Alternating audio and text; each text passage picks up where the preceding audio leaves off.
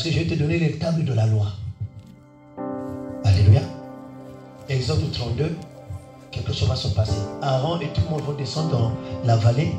Le peuple va se soulever contre Aaron. Aaron, depuis que Moïse est resté là-bas, on ne le voit pas. Bâtis-nous un veau d'or. Hey! Aaron va bâtir le veau d'or. Voici le problème. Aaron bâtit le veau d'or. Et les méchants qui étaient là, les Dathan et les Abiram, vont pousser le peuple dans l'idolâtrie. Moïse qui est resté dans la présence de Dieu lui dit: hé Moïse, ton peuple que tu as laissé dans la vallée s'est corrompu. Descends rapidement. Ils ont choisi leur Dieu. Et remarquez, Moïse doit descendre. Moïse descend, il est en colère. Il casse les tablettes. Il jette, il punit, il prend le veau d'or. Ils vont fondre le veau d'or. Tous ceux qui ont adoré le veau, ils vont leur faire boire ce liquide-là. Vous imaginez? Et oui, ils ont massacré. Moïse a dit aux 12 ans que la tribu qui veut vraiment servir le Seigneur vienne vers moi. Oui, c'est là où Dieu a choisi les Lévites comme sacrificateurs. Les Lévites, ce sont les Lévites, ils ont pris des épées. Moïse a dit: tuez tous ceux qui ont commis l'idolâtrie. Les Lévites ont pris les épées, ils ont tué leurs frères. C'est là où Dieu les a choisis.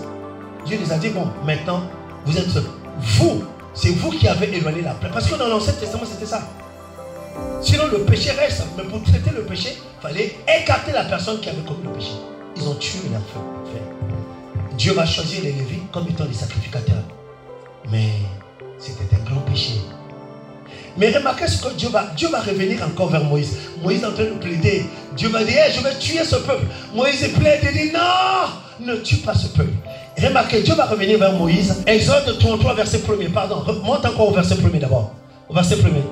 Alors, comme on a lu tout à l'heure au verset 23, Dieu avait commencé à annoncer à Moïse que l'ange allait marcher avec Moïse, n'est-ce pas? Regardez, Dieu dit encore. Ça, c'est maintenant après la désobéissance. La désobéissance ferme le ciel. Mais c'est le peuple qui avait désobéi, pas Moïse. Donc le ciel sur Moïse reste ouvert. Mais Dieu change de méthode. Écoutez ce que Dieu dit à Moïse.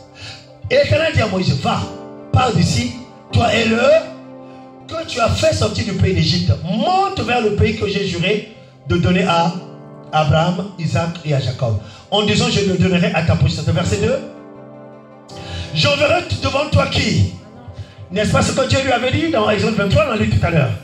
J'enverrai devant toi un ange et je chasserai les Cananéens, les Amoréens, les Hétiens, les Phérésiens, les Éviens et les Jubiléens. Regardez le verset 3.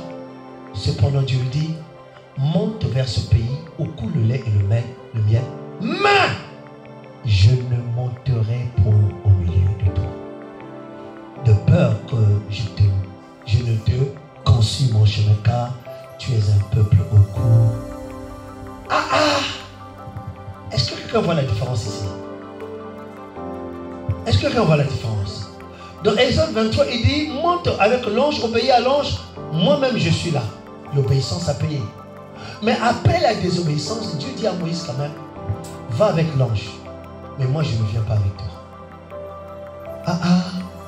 Est-ce que quelqu'un comprend ça? Est-ce que quelqu'un comprend ça? Alléluia.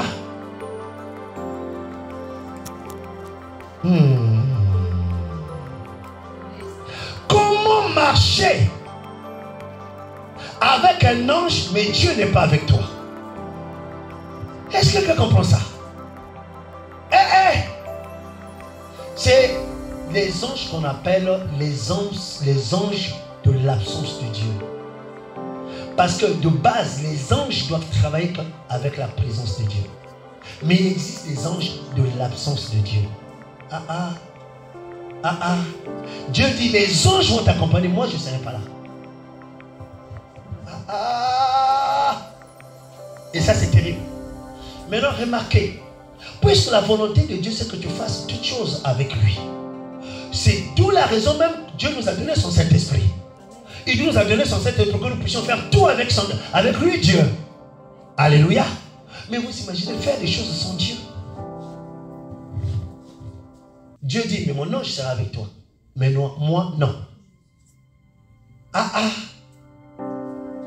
Maintenant, Église, nous allons terminer. Ce qui est important ici, c'est de comprendre l'importance de ne pas faire les choses sans Dieu. C'est ce que Moïse avait compris ici. C'est pas parce qu'un ange est là.